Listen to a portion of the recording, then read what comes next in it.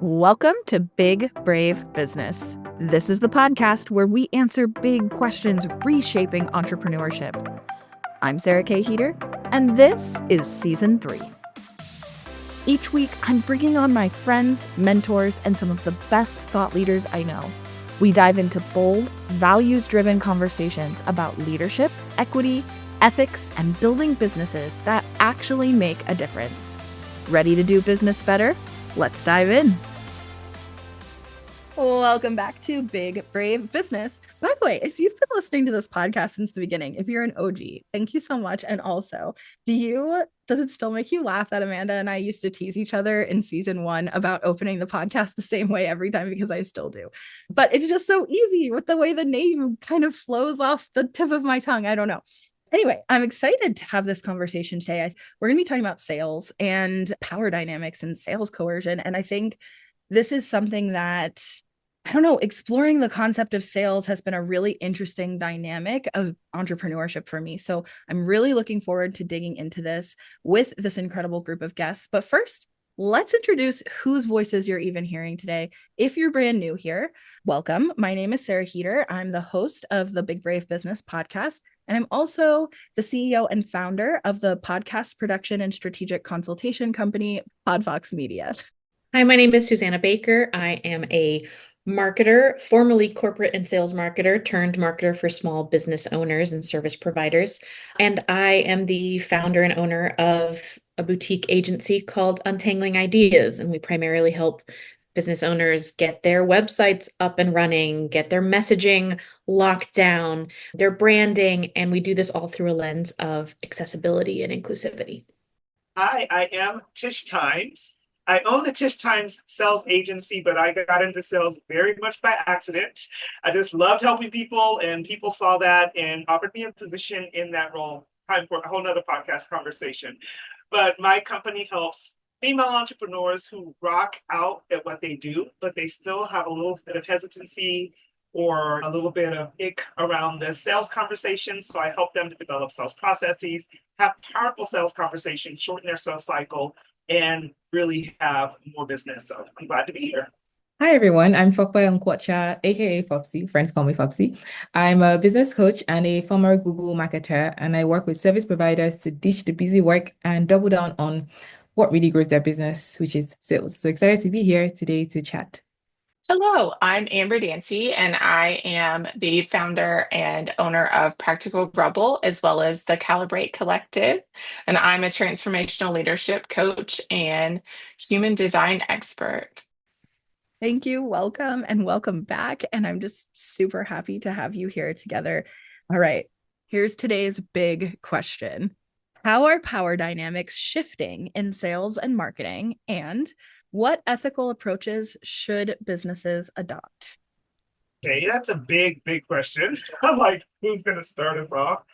I'm literally having these conversations with clients right now. I think that there's a lot happening in the marketplace that is impacting sales conversations and the way people are buying right now, first and foremost. And I'm sure we'll talk lots about that. And I'm sure Susanna will have lots to say about how inclusivity and all of that is being impacted by the way the world is buying right now. But I would say one of the things that we must do to be more aligned in the way that we're showing up in a more ethical way is being very authentic in our conversation.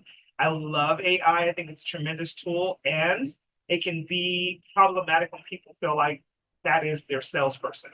That is their marketing person. That is their writer, if you will. So it gets a little muddy when we think we're buying from one person, only to realize we're just buying from basically their computer, their writer, the person that, or the thing that they've hired to do a lot of work for them. So I'm sure we'll have more conversations about that. But those are the things that come to mind for me right off. I think a lot about and maybe it's because I'm the one pushing it. I was going to say push towards transparency and clarity and providing more information rather than less information. I say it over and over and over again. The process of sales and marketing is giving people the information they need to make an informed decision, and then taking your hands off of it, right? So like I'm working with clients all the time to understand that they don't have to be pushy to make sales.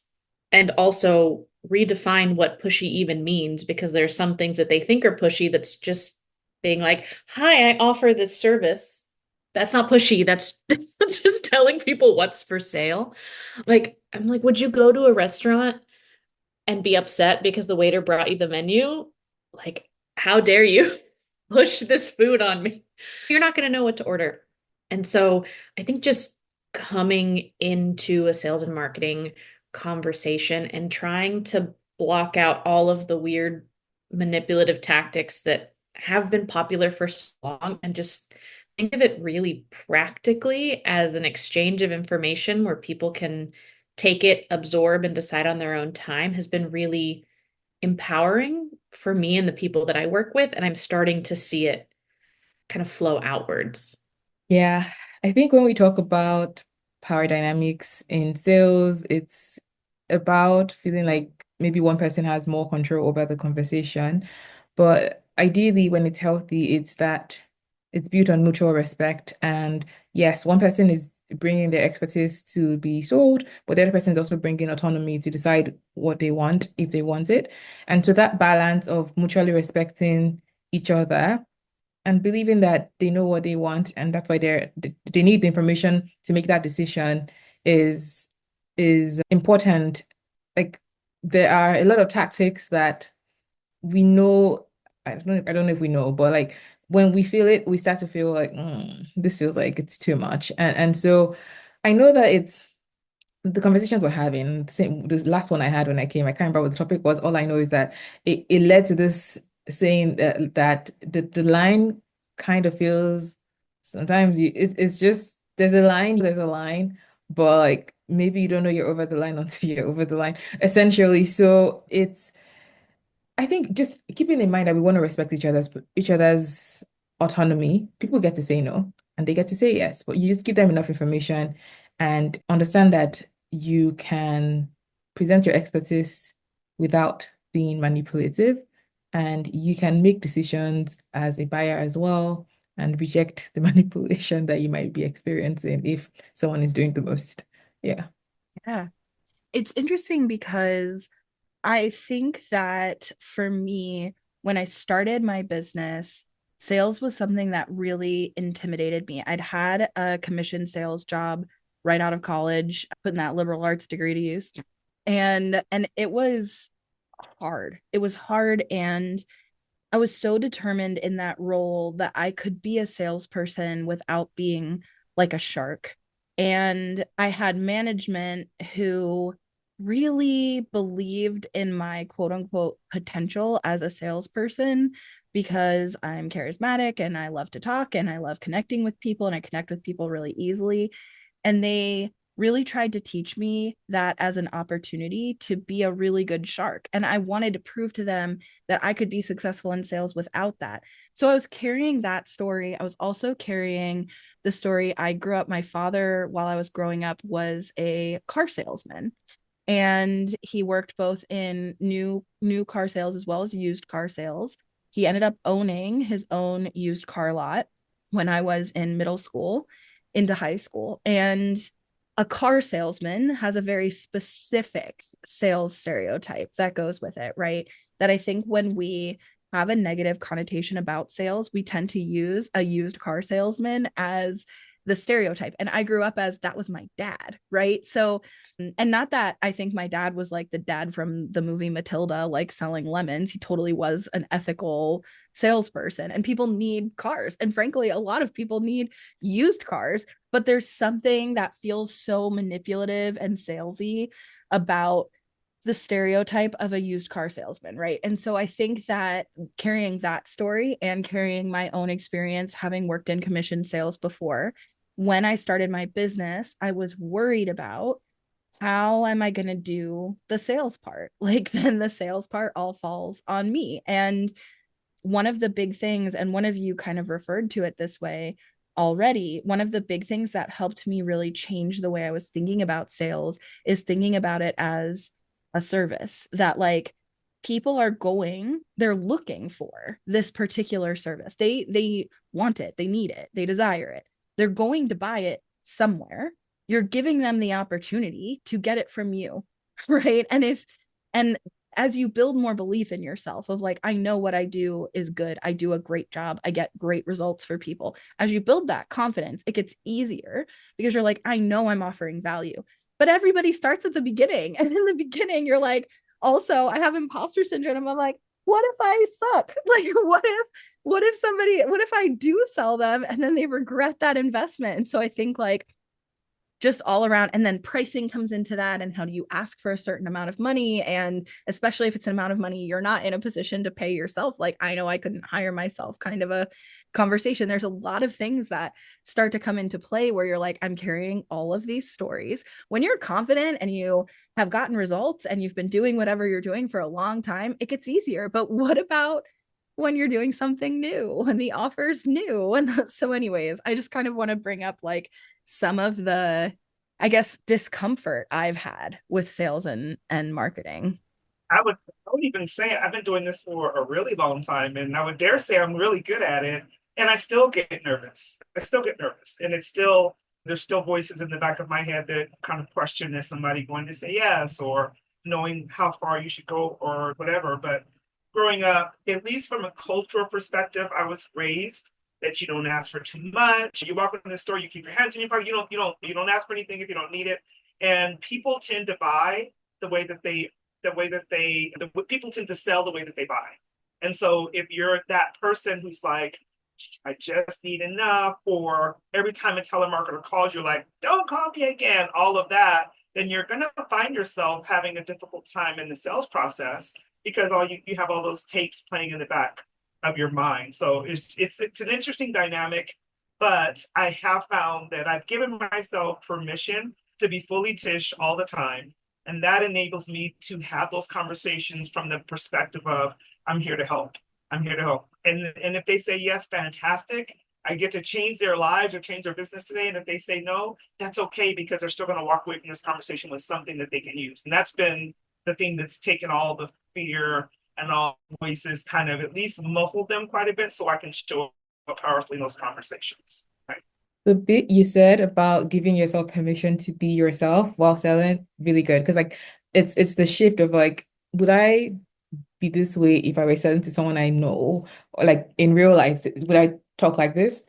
So if I wouldn't, then I just don't. So like that also helps me to know, okay, am I doing too much? But like I'm also a passionate person. So when I'm talking about something I care about, it shows. So that's just it. And that's the same energy you get inside of the coaching. So it's also a good way to know if we're gonna work.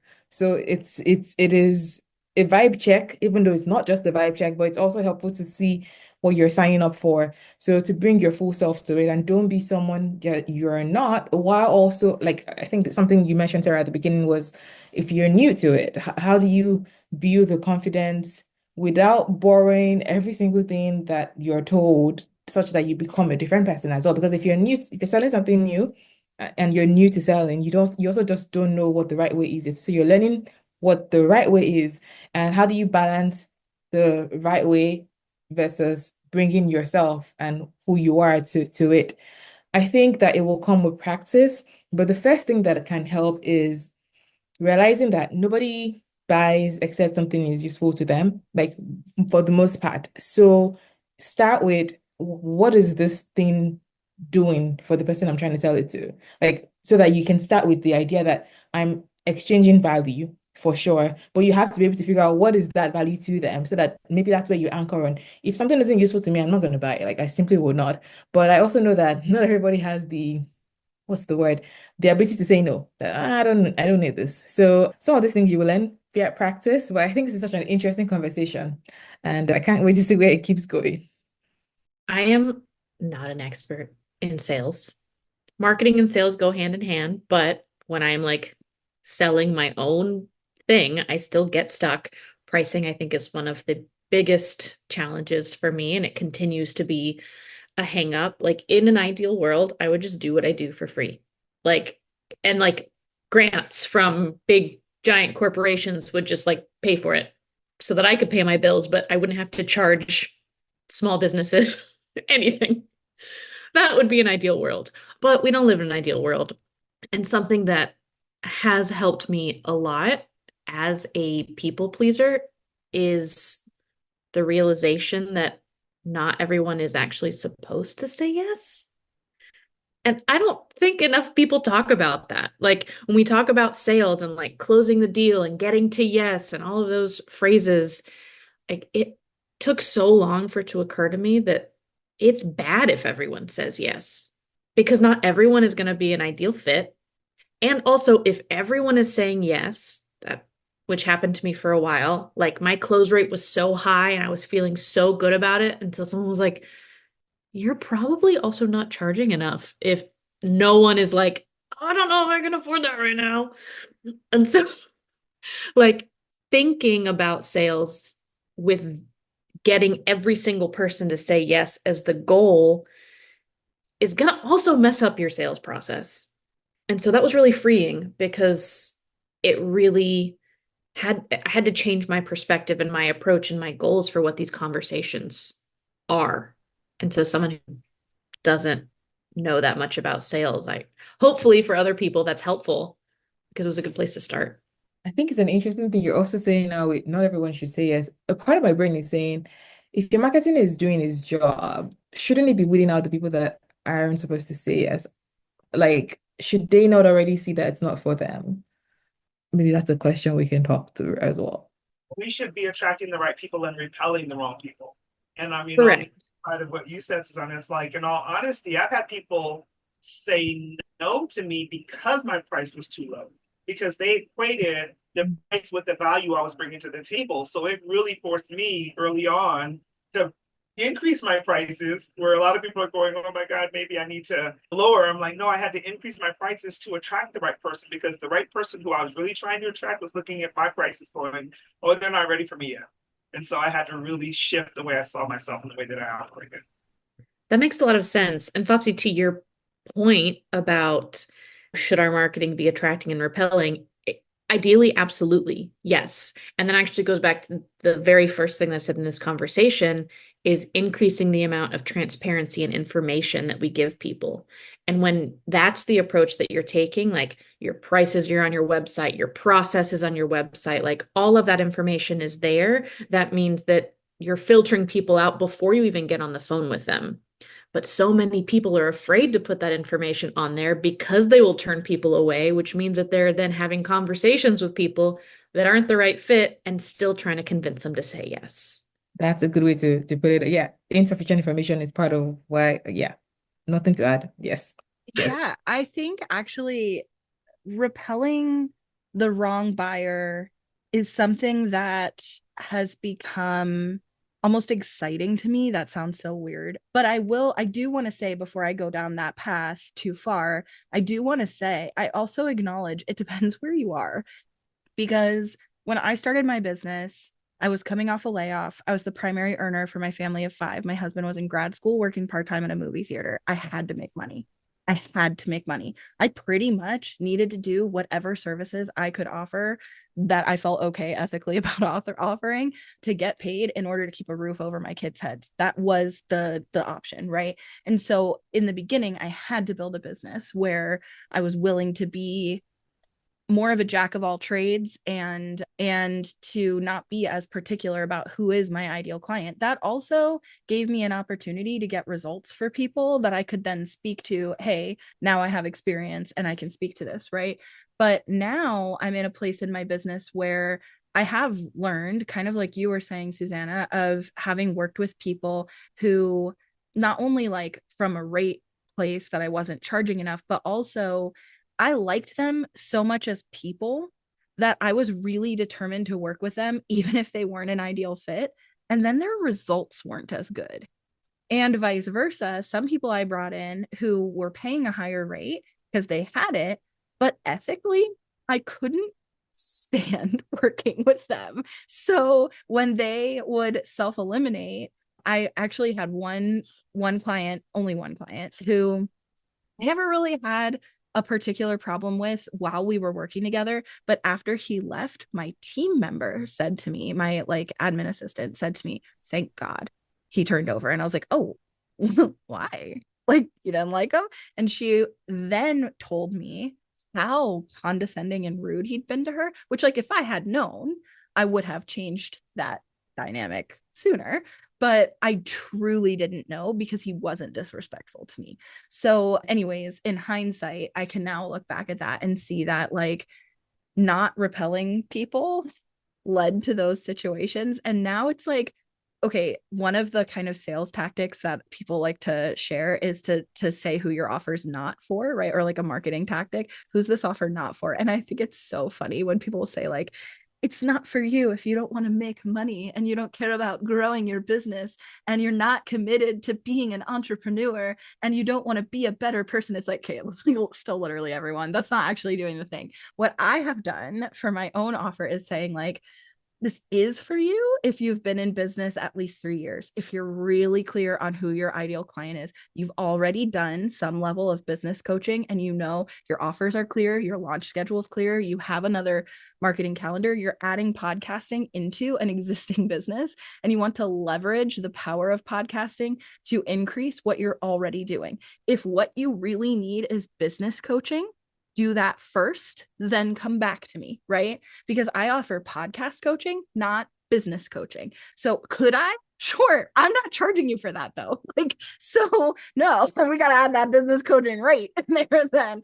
Like the podcasting is not for you if you're still trying to figure out what your business is even about. If you are not making any money, if you like, then this is not for you. Then go get a business coach first, then come back to me. Right. And that's actually been like really, like I said, exciting because it's like, ooh, if this really repelled all of those people, imagine the results we could get with the people who do meet that criteria. That feels fun again. Such an interesting conversation, honestly. One thing I also that might be maybe a bit of an unpopular opinion in this space is if you really, really need the money, can you look to other things to bring you the money so that you can stay ethical? Can you get a job? Can you do Uber for a while or something so that can you just get a grant as well and see if it's not like it's that easy to get one, but like, and I'm not saying this from like a super privileged thing where I also got started with my business in the most, I guess, I did not think I was going to start at that point. It was after a day off as well, and I also needed money. And I think that I've learned this phrasing from my own coach as well, that like there's life problems and there's business problems, and you can solve life problems in other ways as well. And so that also removes the pressure to like, I have to close this, even if like I know this person isn't the right fit, and like so allow yourself to also have money from other ways to get money, like a job or other things, so that you can be you wouldn't have to think about survival when you're trying to close the sale. Yeah. I hear that.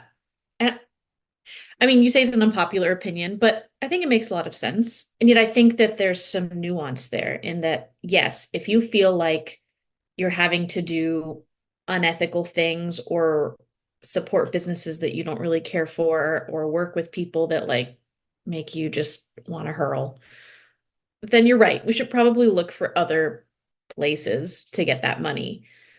But there is a space that I definitely relate to. You mentioned, Sarah, where like you may not be running the business that ideally you want to run.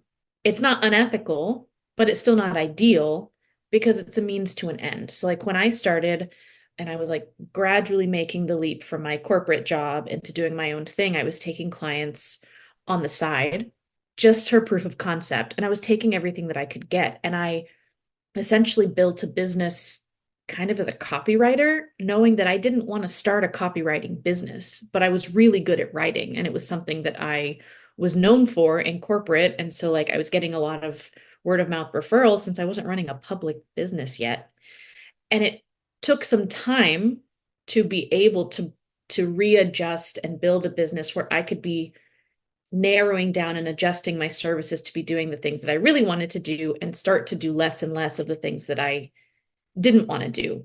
But it was a process. And I would think that, I guess for me, I would prefer to offer more services that I don't love, or maybe to industries that I don't find as interesting, rather than going and doing work that is way outside of my business. So I think it's one of those it depends scenarios where you can make a decision on what makes the most sense. I completely agree, Susanna, because I think that it depends on your needs, your energetics, how you're showing up in your business.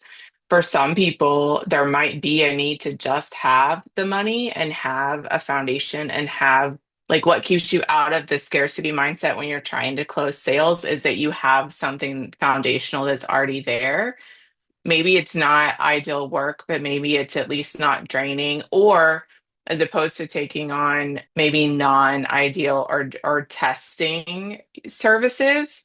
Sometimes, like there have been points in my business where I've been like, I think maybe I just want something that actually allows me to just go to work and then turn it off. And I don't have to think real hard about it. And it's not actually anything near aligned with like what I do, but it felt easier to go just make some money and like feel like there was money coming into my bank account so that I didn't feel that scarcity of, oh my gosh, I have to close this right now today, or I'm not going to be able to feed my family or pay my bills.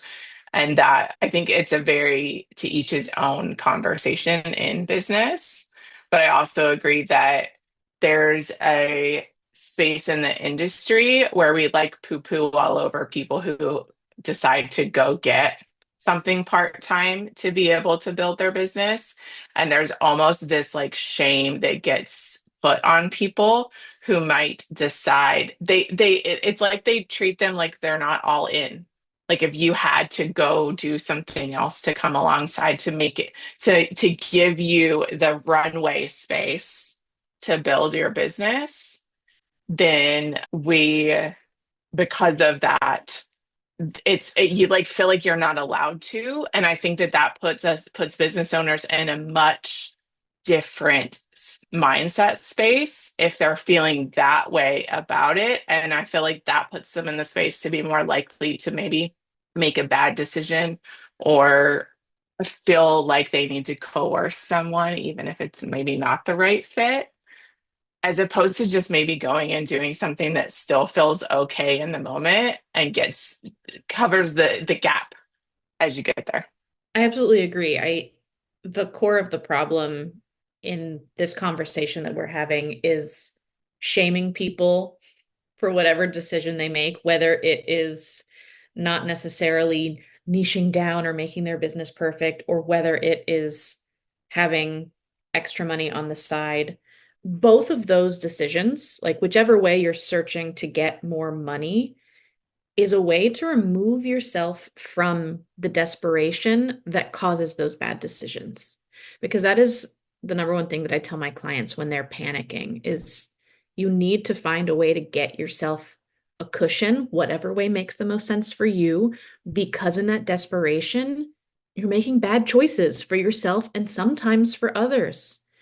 And that's not a way to run an ethical business, which I know all of these people that I'm working with are really trying to do. And so I do think that that is a key part of this discussion is if we're trying to market and sell ethically, if we're trying to avoid coercion, how can we make sure that we're never putting ourselves in the position of feeling like we have no choice? I agree with everything everyone has said. And I think there's another issue that we don't talk about in these spaces at all, is that generally when there's that need for coercion, that feeling of desperation, those are real feelings, at least the desperation. But by the same token, in my journey, what I've had to find and deal with and help clients deal with is the fact that there's another issue that's creating that. This is not a sales issue. That's a character issue. That's an issue that we have to then face and get additional help, whether it be therapy or whatever. So you have to do what you need to do in the meantime until you fix that. But I don't think that's a sales issue. I think that's an issue with something deeper on the inside. And I think that's where salespeople get the bad rap, because the people that have not dealt with the root of their real issue that's causing them to have coercive conversations, that's causing them to be willing to do whatever they have to do to close the sale, that's not a sales issue. That's a character flaw.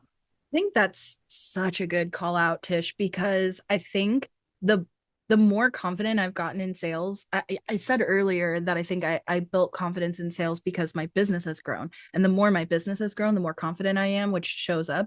But I also think it can't be ignored that I'm also doing a lot of personal interrogation and growing. We all are. I think I say all the time that entrepreneurship puts a floodlight on all of the stuff that you're carrying, all your stuff. So you have no choice but to deal with the things. So I think I have been dealing with it. And also I've been doing a podcast literally called Big Brave Business. I'm having these conversations regularly. Today I'm having 4 back to back, right? And when I'm doing this and I'm exercising that muscle, I know my character. I know who I am. And when I show up in any social context, whether it's out in the world or a sales call, I know that I'm showing up with integrity and as me. I know that it's integrity behind it.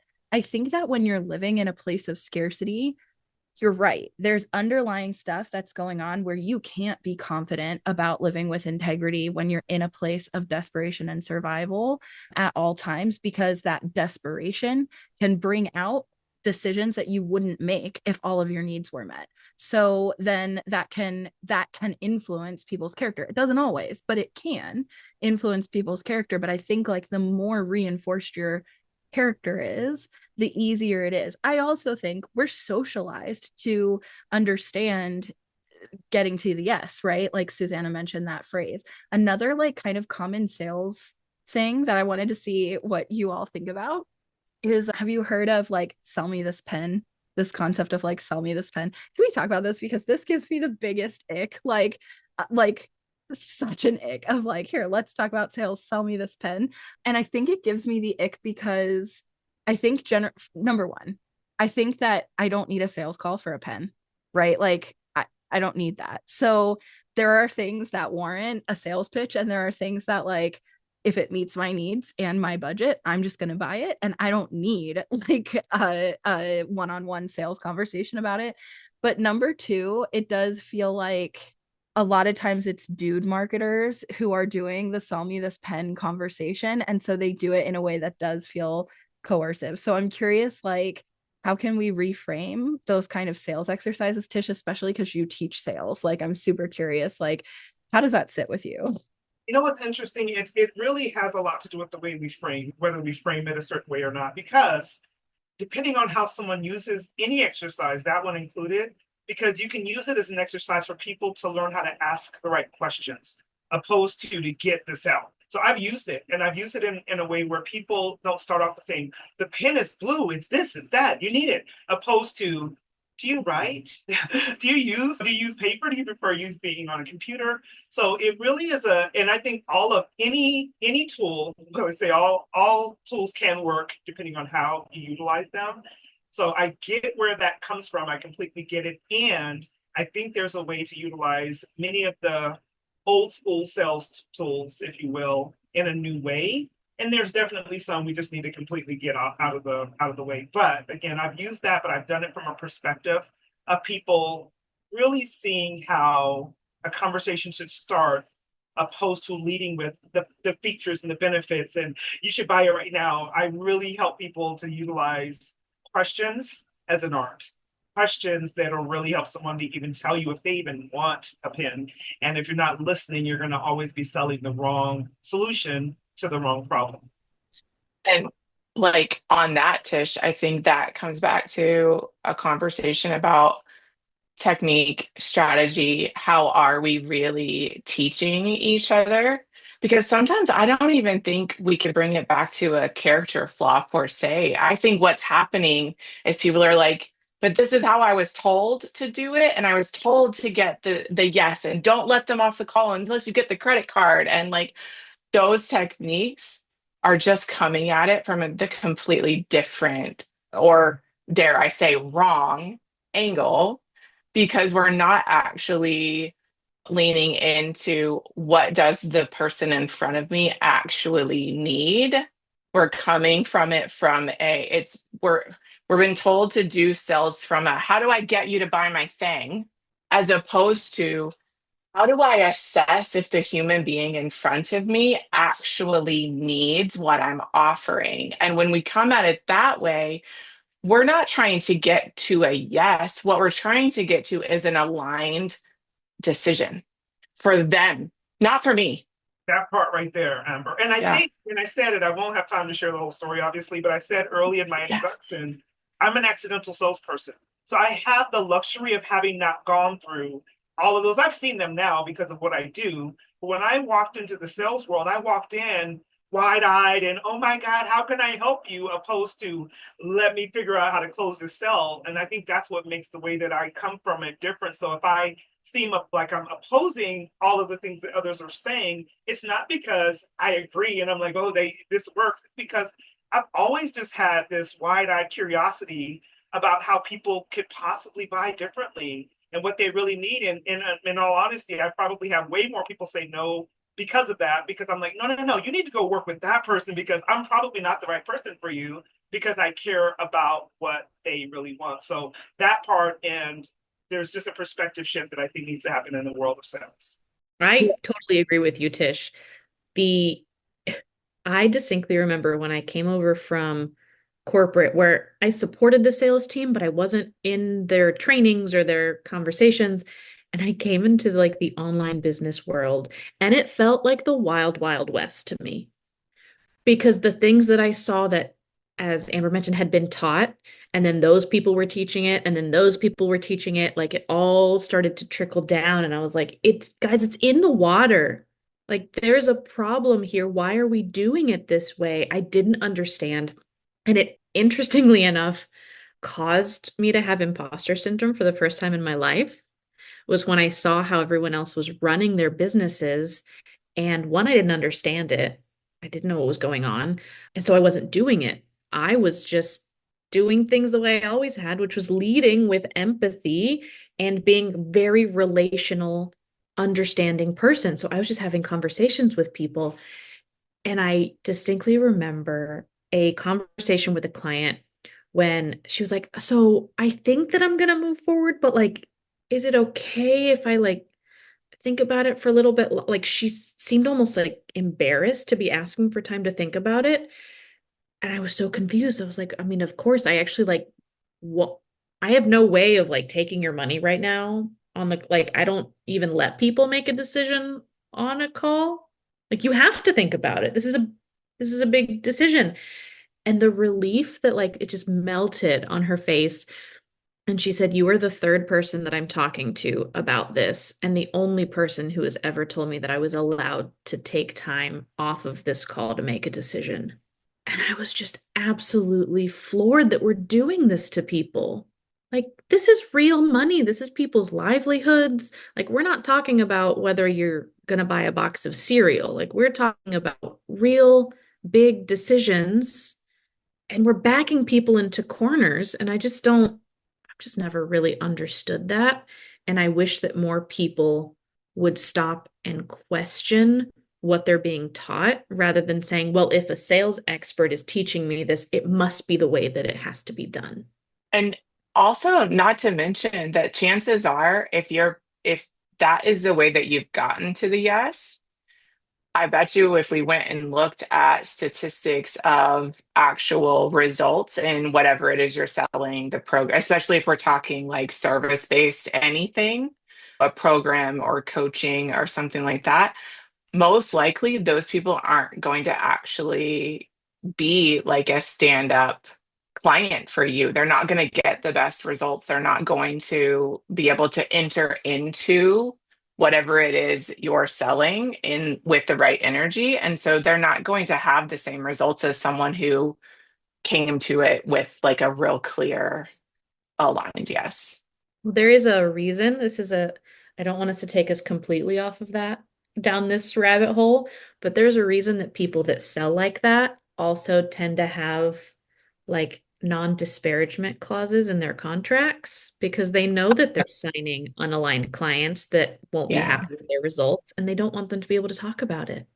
Yeah, let's not go down that rabbit hole, but ew. Yeah, I mean, I literally my business opened 15 years ago. June is going to be my 15th anniversary for the business. I have some of those same clients that started with me when I started the business. And the reason I say that, we have a saying for our church. It's like, if you have to beg them to come, you're gonna have to beg them to stay. So in other words, they might come, but they're never going to stay. They're not going to refer business to you. They're not going to get great results. It's going to be a terrible experience for them.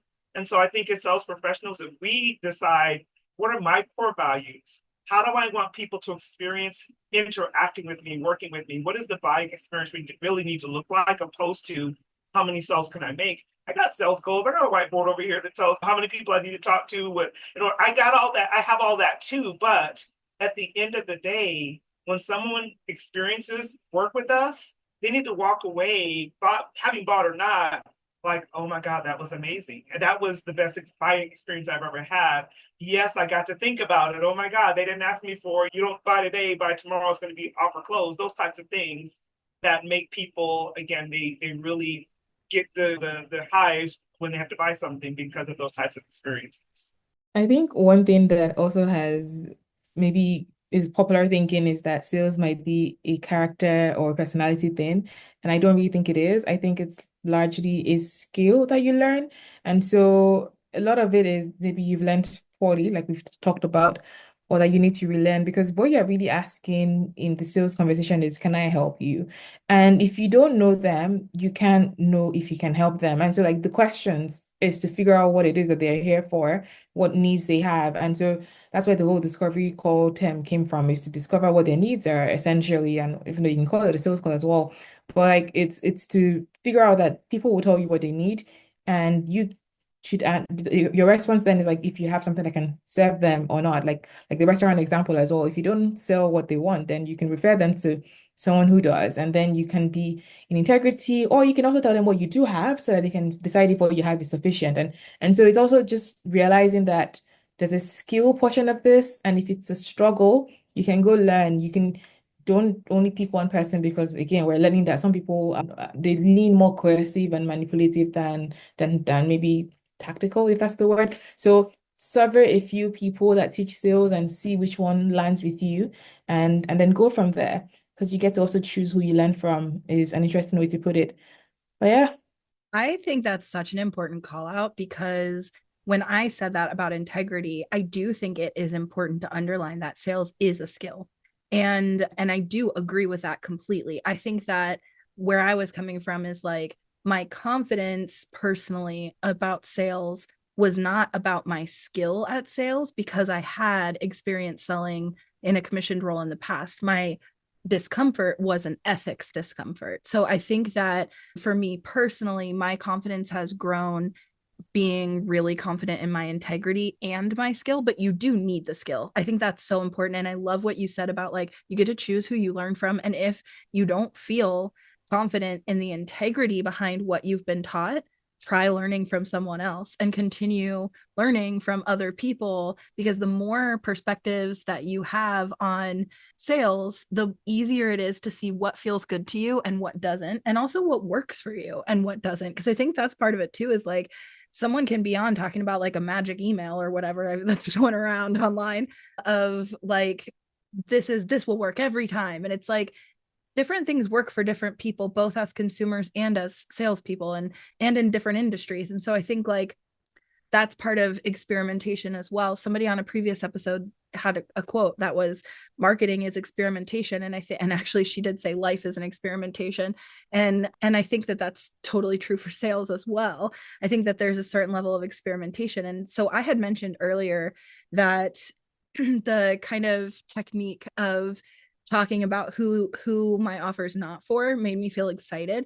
And one thing I love, Tish, and actually Fopsy as well, but Tish, having heard you speak recently at an event that we went to in person, one thing that I love about the way you talk about sales is about building excitement, building fun. Susanna, you mentioned, or I guess everyone has talked about it. Amber, you did too, about making like an aligned decision. The goal is to like get people to a place where it's an aligned decision. And I think that if it's an aligned decision, people are excited about buying something. I think that's the thing. Like, I want people to sign up for podcasting services who are so excited about starting that journey with me. Like, this is, I'm so thrilled. I want to make a social media post about how excited I am to be making this purchase, right? Like, we're all going to spend money, where we make money to spend it, basically. So like, we're going to spend it somewhere. I want the people that I work with to be people who are so excited that they get to spend money on this offer, because this offers exactly what they are looking for. So I'm curious, because I know so much of what you talk about, Tish, and Fopsy, you as well,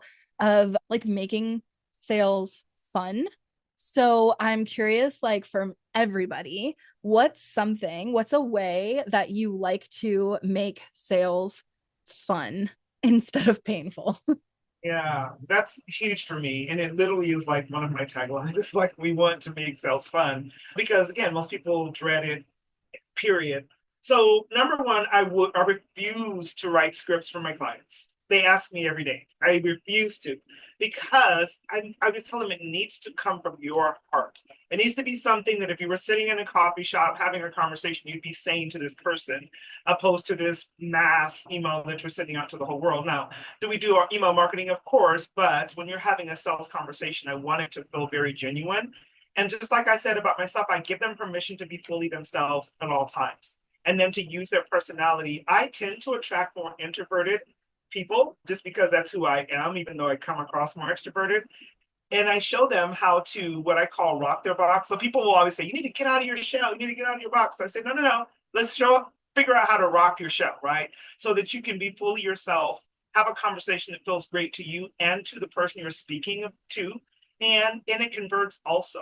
So giving them the language, the skills, helping them to develop the processes and providing the tools so that they can be themselves throughout that sales process, but show them how to make it really effective for themselves as well. That's probably the thing that most people love. I get emails or voice messages all the time. They're like, oh my God, it worked. It actually worked. I got 7 new clients this month or whatever, because we show them how to utilize their own personalities, their own what people might have considered to be their own little whatever, the things that make them special, but in a sales process and in a sales conversation. I think another thing for me is I want to know your how. Like I know people say that you can give away too much and then they go DIY things themselves. Okay. Some people will do that, and then other people will be like, okay, I know exactly what I'm getting, and now I'm going to buy from you. Because like just yesterday, I'm on my podcast guesting era, and I just want to do more of it intentionally. So I went to the podcast app to listen to people talking about podcast guesting as a thing. And the first person was on a top podcast, really well known, but like I can't explain. She was holding back like in her method, and she was also like, it was too. It wasn't like she was there to tell you anything useful. It was just to tell you that this is what she does and come buy from her. And I'm just like, I didn't even listen to the end. Skip to the next and happened to find some man who went through his exact process and then offered his freebie at the end. Guess whose list I'm on now? Like, and so it's just like small things like that. I want to know your how so that I can decide that I'm bought in before I buy in. And so I know that a lot of people want that as well. And I know there's also another school of thought that you can give away too much. I'm on the side that it's like I want to be excited and fully in before I'm in so that I know that I won't have a regrettable buy. And I think a lot of people want that as well. So as much visibility into your process as you can, whether that is showing what's to come inside your course so that they know these are the segments, this is how long it will take, or whether it's to show your processes, how many hours you will spend with them, if it's a coaching thing, and if it's a framework you have, maybe tell them what kind of thing they need to do. Would they need to spend more money when working with you, maybe on ads or things like that? Just help them see the how. I think it can add to the excitement slash ability to make an informed decision so that you are fully in when you're in is one simple thing. I probably think there's more, but that's just the one that's top of mind for me right now. I have a sales method that because I still hate sales, the people pleaser in me is like, selling makes me feel like if you don't like it, you're mad at me. We're working on it. Okay.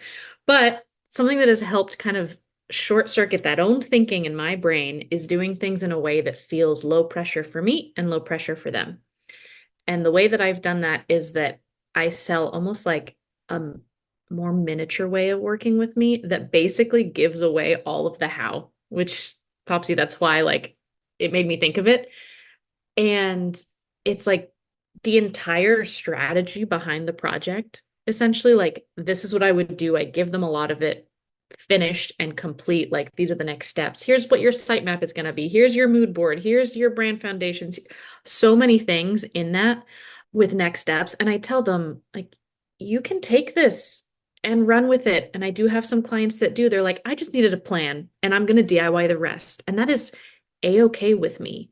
And if there are people that want to keep working with me, I tell them that they can apply every penny that they spent on that first part to whatever package they decide to buy with me. So that and then it just feels almost like a deposit to the thing that they really wanted to do, which was build a website or get their whole brand whatever it is.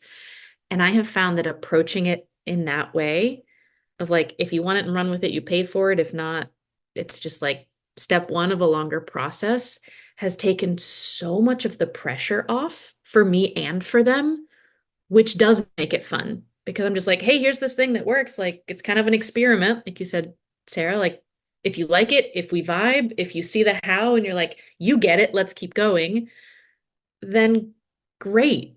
And so that method may not work for a lot of people. It may not work for your type of business or your personality. But my point in sharing all of this is find the way to sell the thing that feels right in your gut, that takes some of the discomfort out of selling. And on top of that, feel really good about the thing that you're selling. Because if you yourself are not convinced about the thing that you're doing or the thing that you're selling, you're never going to sound convincing when you sell it. You're never going to feel any joy in the sale if you don't like what you're selling. Susanna, that's what came up for me when I was thinking about it, is that ideally you're head over heels in love with whatever it is you're offering, so that for you, it is actually exciting to share that with another person. And when you're allowing yourself to really go into it from that point, it changes how you look at the conversation. Equally for me, because I just like human beings and talking to people. I'm just like, this is like, I get a chance to make a new friend today. Like, like one way or the other, even if this person says no, if I've done what I feel like is my job in that conversation, they're going to feel connected to me in some way. They're going to be either they're going to keep following me, because if they're not ideal, it's probably not because they're not ideal. It's because the timing is off. It's because they're not in the right step of the journey that they need to come work with me in this iteration of their life or business. And so I don't want to push them into a yes if they're not ready yet. I want them to feel good about whatever it is and to feel connected. Like we had a real, like genuine person to person connection, and that they were cared for. And so that for me is fun. So I don't have to like even really get like a technique, but that was a mindset shift that I had to shift from the I really don't like sales. I really don't. So I feel like I'm supposed to be coercing someone, as opposed to, oh, this is just, we're just having a conversation. This is just me and you over a cup of coffee going, do I want to do this thing or not? And do I want to do it with you or not? We both win Just in the end. just yesterday, that reminded me, my friend was talking to me about this concept in dating called NAWBO. Have you all heard of it? It stands for not attached to the outcome. And I was like, wait a second, that applies to business too, and especially sales conversations or discovery calls, which then I was thinking about a client who was in the same, we did like a discovery call, I sent a proposal, whatever. And I don't do follow-ups because I never want people to have to send that awkward email of like, oh, I've decided that this isn't for me right now or whatever. It's not for everybody, but I've just decided I don't want to do follow-ups. And this guy emailed me 2.5 years later, like replied to the same email with the proposal, was like, hey, I'm sure your prices have probably changed, but can we still do this? Like, I'm ready now. I wasn't ready before. And I was just like, see, it wasn't the right time in their journey. And by not being attached to the outcome then, we have a better outcome now for both of us. And so, I don't know, just really beautiful. And I was like, wow, look, dating and business hand in hand. That's so interesting. And I'm gonna like shout out Tish, who has a book that's actually kind of the opposite, which is sales is not a one night stand. So networking is not a one. Sorry. Networking is not a one night stand. Yeah, I totally do follow-ups, but again, in a way that feels genuine and it feels like the person feels seen and felt and heard and doesn't feel stalked. And I teach it that way as well. I think, and what I love about that, and I think there's a lot of comparisons of like dating and sales. And I feel like that is such an interesting conversation. But unfortunately, we've already been talking for an hour. So we don't have time to open the can of worms too far. But I will say that I love the idea of, to your point, kind of blending both of those perspectives, which is I love the idea of my sales process, my strategy is about building relationships with people I genuinely want to have relationships with.